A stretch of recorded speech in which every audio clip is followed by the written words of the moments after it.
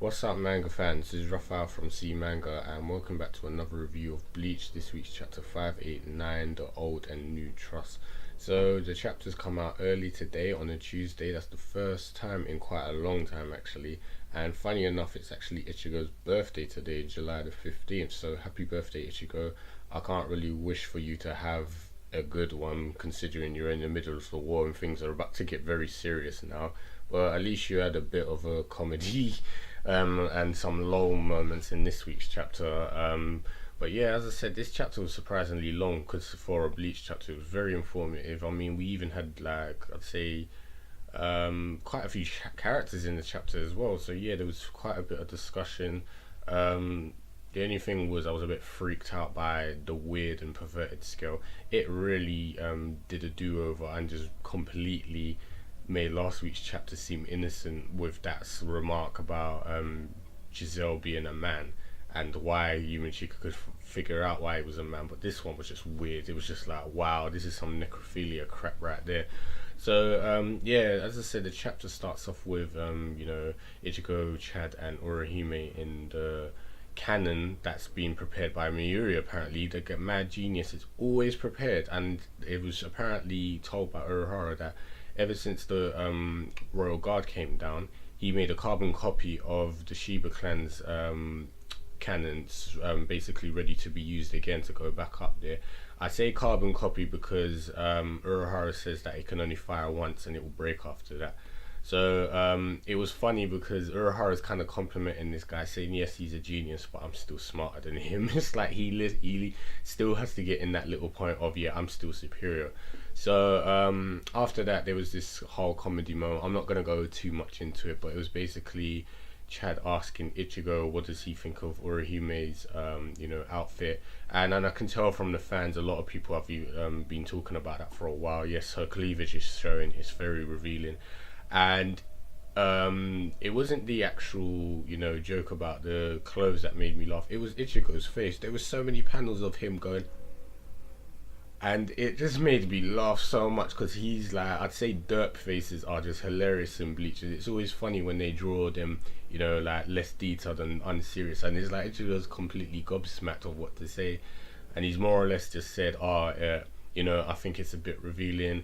Urahime is obviously upset because she's paranoid, trying to deny she's not a hentai and all that. It was Urahara's fault, who orchestrated the whole thing, like the arsehole he is.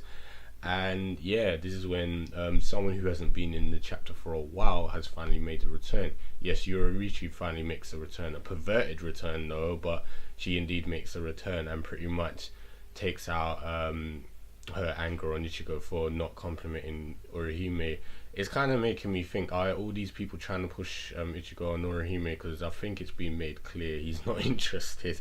And it kind of reminds me of when he picked up Orihime in the Wake Mundo thing, and he was just like picking her up like it was nothing and not really thinking much about it. So I'll let people think what they want, but personally I think he's not interested, and that's why I found it kind of hilarious. And obviously along with his facial expressions. So yeah, Yoruichi's arrived. She reveals under her cape several bottles of energy, and apparently this is energy collected from the human world, which was part of the distortions, which was actually not caused directly by the Quincy's their usual typical distortions or killing hollows that would tip the balance. It was actually, they intended to do it to divide the Shinigami forces, so it would make their overall army power weaker, like by confusing them and bringing two worlds together. So that was basically what they were doing, it trying to as I said, divide and conquer in a way, which was a smart thing to do. But luckily for them, they have someone as smart as Urahara, because he said the energy was so substantial, it was powerful enough to bring two worlds together. So a part of Shinji's plan, he ordered what was her name again? God damn it.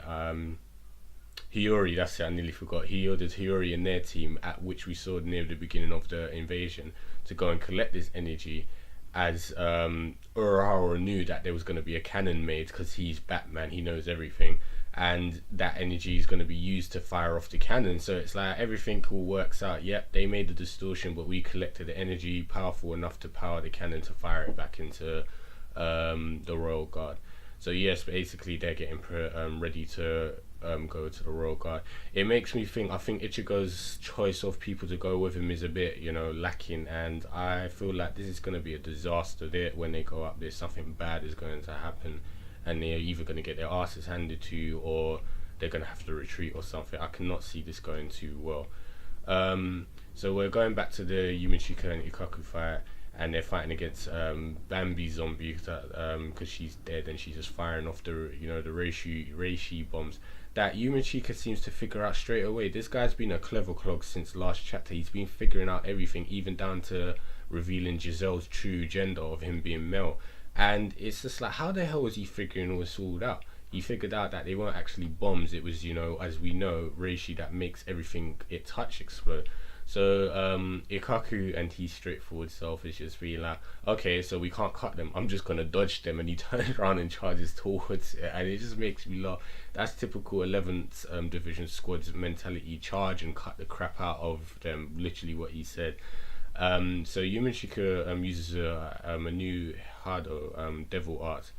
Kido, sorry, I'm not using all these words.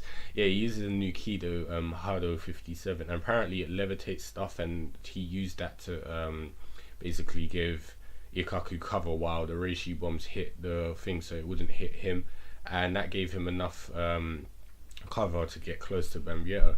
But what made me shocked about this was Yumachika is mostly a Kido Reiatsu, projectile type, and he hit that from the 11th squad. But he's freely using it in front of Ikaku, and I just thought that was frowned upon. But maybe they've gone lenient, or he doesn't give a crap anymore because it's war. But yeah, it was kind of weird seeing him using a Kido in front of someone from the 11th squad, considering he hid his Bankai because it was mostly Kido Ryatsu based and Kido based. But whatever, he's used it. It was an effective plan because it makes Ikaku get close enough to stab Bambietta straight through the head. And I was like, damn, I know she's a zombie, but still, that was a girl. And I was like, wow, brutal. But yeah, it doesn't end though, because she's a zombie, she's still alive, and she manages to grab Ikaku's head and is about to explode it with the Ryetsu bombs that she does. But luckily enough, Yumachika comes along, cuts it, and that cuts the detonation. So Giselle comes along now, and she's pretty much saying that you can't kill her, it's a waste of time, she's already dead. And Bambietta explodes both of them point blank, and they're pretty much out for the count now. And this is when things got really weird, where we hear Giselle describe the difficulty of making Bambietta a zombie, but when she did, she said the look on her face made her wet. And I was like, okay, that's disgusting. And then what made it worse was when Yumachika said, don't you mean hard on? Like, didn't you get a hard on because you're a guy? And I just thought, God, this is some nasty perverted chapter. I was kind of laughing at it, but at the same time I was thinking, yeah, this is a bit too X-rated for me. So yeah, basically that was Peter off, and she was going to make them to the zombies, because she said that Shinigami are the opposite of Quincy's. Quincy's need to die to become her zombies, but for Shinigami she can just put blood on them. And I'm just gonna assume it's because they're technically dead, their souls, while Quincy's are still human. So I'm guessing that's why she can use it on them. They're technically not of the living, so they're easier to turn into zombies. I'm just gonna assume it's that. And luckily for them, Mayuri arrives in his sunshine suit, all interested and glamorous as he is about the zombie power that she has. And I was just laughing how he arrives, because it's going to be one of those weird fights, like when it was Mayuri versus I can't remember his name, that pink hair perverted spider back in Wake Minnow. So it's going to be one of those weird fights, but probably interesting to see. And Giselle he'll end up being on Mayuri's table for examination. So yeah, it's definitely going to end that way. And he's pretty much been the only Shinigami that's managed to go throughout the entire arc, both invasions, without being hurt or damaged at all. So yeah, I'm guessing we can wait for an actual Quincy worthy enough to hurt him or challenge him to show up, because this most likely is going to be quite easy for him to deal with. So yeah, that was the chapter in a nutshell. As I said, it was quite long. I had a lot to say about this, and it's even running into 10 minutes. So yeah, it was enjoyable. I mean, not a lot of people are going to enjoy it, what was going on, all the comedy and pervertedness, but as I said, this is Kubo. He's always been perverted, and I think the whole I'd say, as I said, the information revealed about the two dividing worlds and Distortion, the energy used for the cannons, and then Mayuri showing up and Yoririchi showing up, you know, new characters, not new characters, but characters that haven't been in the manga for a while showing up was interesting. So I'm definitely looking forward to what's going on. I still think Ichigo going to the Royal Palace with just Chad and Urahime is a bad idea, but we'll see what happens. And yeah, things are starting to look interesting, so I can't wait for next week. So you guys know the usual. If you've got any opinions, predictions, comments about this one, the next one, leave them in the comment box below. And also, if you're new to the channel and you enjoyed what you saw, subscribe for more content, and I'll see you guys next time.